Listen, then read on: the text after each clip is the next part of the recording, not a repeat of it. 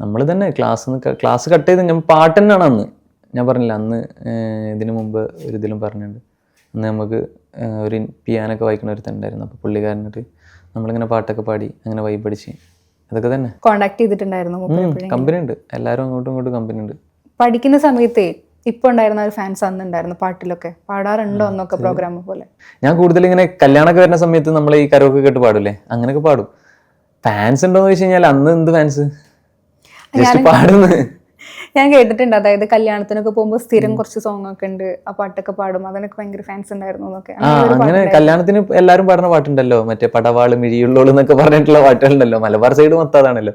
രണ്ടുപേരും പഠിക്കുന്ന അതാ കല്യാണത്തിന് പോകുമ്പോ പാടിയിരുന്ന കല്യാണത്തിന് പടവാള് മിഴിയുള്ളോള് പഞ്ചാര മൊഴിയുള്ളോള് പദവും ചിരിയുള്ള പൂങ്കനിത്തേവി പെണ്ണ് സൈനബ ബീവി. ഡ്രസ്സല്ലേ കേട്ടിരിക്കാൻ വേണ്ടിയിട്ട്. ഇതുപോലെ പാട്ട് പാടുന്ന സമയത്ത് അവിടെ നിന്ന് ആരെങ്കിലും ഇങ്ങനെ വന്നിട്ട് കുറച്ച് പ്രായമുള്ള ആളുകൾ എന്തെങ്കിലുമൊക്കെ പറഞ്ഞിട്ടുണ്ടാവും, മോനെ അത് ഭയങ്കരമായിട്ട് പാടി നല്ല രസമുണ്ടായിരുന്നു? അത് നോർമലി പാടുമ്പോൾ എങ്ങനെയാണെങ്കിലും രസമില്ലെങ്കിലും വന്നിട്ട് ആരെങ്കിലും ഒക്കെ പറയല്ലോ. അങ്ങനെ ഫീൽ ചെയ്തിട്ടുണ്ട്? രസമില്ലെങ്കിൽ വെറുതെ ഒന്ന് പറയാം. അല്ല പറയല്ലോ, ഇതൊരു ധൈര്യമാണല്ലോ. ഇത്ര വലിയ ആൾക്കാരൊക്കെ ഉള്ള സമയത്ത് ഒരു പാട്ടിന് കരോക്കെ വെച്ചിട്ട് പാട്ട് പാടാൻ കയറലെന്ന് പറയുന്നത് കുറച്ചൊരു ചങ്ങായിമാർ പറയൂടാ, മക്കൾ കയറി പാട്ട് പാടെന്ന് പറയും. ഭയങ്കര സപ്പോർട്ടാണോ ഫ്രണ്ട്സ് ഒക്കെ? സപ്പോർട്ടാണ്. ഒരു പാട്ടിന്റെ കാര്യത്തിൽ എല്ലാവരും നല്ല സപ്പോർട്ടാണ്. ഞാൻ പറഞ്ഞില്ലേ, ഞങ്ങളെ ചങ്ങായിമാർ തന്നെയാണ് എനിക്ക് കൂടുതലും എല്ലാ പരിപാടിയും. ആ ഒരു ഫ്രണ്ട്സ് തന്നെയാണോ ഇപ്പോഴും ടീമായിട്ടുള്ളത്? ഓ അതന്നെയാണ് എൻ്റെ നാട്ടുമ്പുറത്തെ എൻ്റെ ഫ്രണ്ട്സ്. പിന്നെ കോളേജിൽ എനിക്ക് വേറെ ഫ്രണ്ട്സ് ഉണ്ട്, പക്ഷെ നമ്മളെപ്പോഴും ഉണ്ടാവല് നമ്മൾ ആ നാട്ടുമ്പുറത്തുള്ള ചങ്ങായിമാരാണല്ലോ. ശരിക്കും ഫ്രണ്ട്സിന്റെ കൂടെ ഏറ്റവും എന്താ ഇഷ്ടമുള്ളൊരു സംഭവം എന്താ? ലൈക്ക് നമുക്ക് അങ്ങനെ പറയാം, എനിക്ക് വൈകുന്നേരങ്ങൾ അവർ കൂടെ നമ്മള് കൂടുതലായിട്ട് ഇത് തന്നെയാണ്, ഫുഡ് കഴിക്കലാണ് മെയിൻ. നമ്മളിങ്ങനെ കണ്ട സ്പോട്ടിലൊക്കെ പോയിട്ട് ഇങ്ങനെ ഫുഡ് കഴിക്കല്, അതാണ് ഞങ്ങൾ മെയിൻ പരിപാടി. ഇപ്പം ഒരു 2 വർഷമായിട്ട് ഇപ്പോഴാണല്ലോ അത് ട്രെൻഡിങ് ആയത്. ഇൻസ്റ്റാഗ്രാമും റീൽസും കുറേ ഫുഡ് ബ്ലോഗേഴ്സൊക്കെ വന്നുകൊണ്ട്. അപ്പോൾ ഇത് തന്നെയാണ് മെയിൻ പരിപാടി. ഇങ്ങനെ ഏതെങ്കിലും ഫുഡിയാണ്. ഫേവറേറ്റ് ഫുഡ് എന്താ?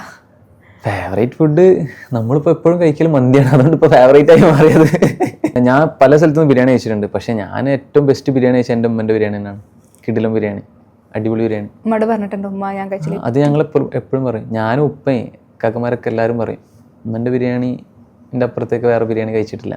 കാരണം അത്ര ടേസ്റ്റ്. ഉമ്മൻ്റെ ബീഫ് ബിരിയാണി ഭയങ്കര ടേസ്റ്റാണ്. അതെ. ഉമ്മ അപ്പം എന്താ പറയുക നിങ്ങൾ പറയുന്ന സമയത്ത്? ഉമ്മല്ലേ, ഉമ്മമാരങ്ങനെ എന്തെങ്കിലുമൊക്കെ പറഞ്ഞു കഴിഞ്ഞാൽ അവരെ നമ്മൾ എന്ത് പറഞ്ഞു കഴിഞ്ഞാൽ അവർക്കൊരു ഇതുണ്ടാവില്ലല്ലോ. ഉമ്മാനെ ഏറ്റവും കൂടുതൽ സോപ്പിട്ടിട്ടുള്ള എന്തിനാ? ഞാൻ സത്യം പറയുകയാണെങ്കിൽ ഈ പാട്ടൊക്കെ ഇറക്കുന്ന സമയത്ത് എൻ്റെ അടുത്ത് പൈസ ഉണ്ടായിട്ടില്ല. അപ്പം ഞാൻ ഈ സ്വർണം പണയം വെക്കാൻ വേണ്ടിയിട്ടൊക്കെ അതിനായിരിക്കും കൂടുതൽ. തന്നിട്ടുണ്ടോ? ഓ അല്ലാണ്ട് പിന്നെ ആരാ തരാ. ഞാൻ കണ്ടിരുന്നു എവിടെയോ പെങ്ങന്മാരെ ഗോൾഡൊക്കെ വെച്ചിട്ടുണ്ട്. മാരീഡ് ആയിരുന്ന സമയത്ത്? മാരീഡ് ആയിരുന്നു ആ സമയത്ത്. അത് നമുക്ക് അന്നേരം ഒരു പല പ്രശ്നങ്ങളുണ്ടാവും. ഫിനാൻഷ്യൽ പ്രശ്നമാണല്ലോ എല്ലാവരും. അപ്പം ആ സമയത്ത് അങ്ങനെ ചെയ്തിട്ടുണ്ടായിരുന്നു. ഇത്താത്തമാരാണോ അതോ അനിയത്തിമാരാണോ? അല്ലല്ല, ഇത്താത്തമാര്. എങ്ങനെ ചെന്ന് ചോദിക്കും, ഇത്താത്ത എനിക്ക് ഒരു പ്രശ്നമുണ്ട്, ഒന്ന് ഒരു വളർത്തിരും? ഇല്ല, ഇത്താത്തക്കും ജസ്റ്റ് ഒരു മെസ്സേജ്, വാട്സപ്പിൽ മെസ്സേജോ അല്ലെങ്കിൽ വിളിച്ചിട്ട് പറഞ്ഞു കഴിഞ്ഞാലോ വന്ന് കൊണ്ടുപോയിക്കോന്ന് പറയും. No problem. എടുത്തു കൊടുത്തു എന്നിട്ട്? ഓ അതൊക്കെ എടുത്തു കൊടുത്തു. അളിയന്മാരെന്തെങ്കിലും പറഞ്ഞിട്ടുണ്ടോടാ? ഒന്നും പറയില്ല. അളിയന്മാര് സപ്പോർട്ട് ചെയ്യാറുണ്ടോ? അടിപൊളിയാ, അളിയന്മാരൊക്കെ ഉഷാറാ, അതുകൊണ്ട് പ്രശ്നമില്ല. ഇല്ല, അളിയൻ എങ്ങനെയെങ്കിലും രക്ഷപ്പെടട്ടെ എന്നായിരിക്കും. അല്ല, അതുണ്ട് കുറെ കാലമായിട്ട് ഇങ്ങനെ ഇതാക്കില്ല, അപ്പം രക്ഷപ്പെടട്ടെ എന്നുള്ള ഒരു ഇതും കൂടി ഉണ്ടാവും.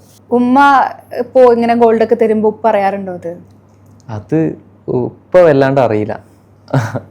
അത് അങ്ങനെയാണല്ലോ, നോർമലി അങ്ങനെയാണല്ലോ. ഏറ്റവും കൂടുതൽ ആൺപിള്ളേരെ സപ്പോർട്ട് ചെയ്യാ ഉമ്മമാരായിരിക്കും. പക്ഷെ എന്റെ ഉപ്പയും കുറെ സപ്പോർട്ട് ചെയ്തിട്ടാ.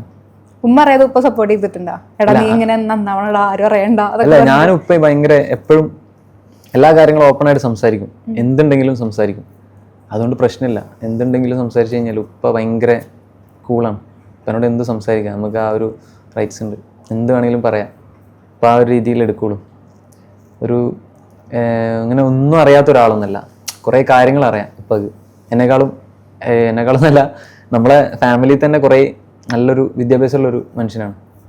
അപ്പം മൂപ്പർക്ക് നമ്മളെന്ത് പറഞ്ഞു കഴിഞ്ഞാലും പെട്ടെന്ന് കത്തും.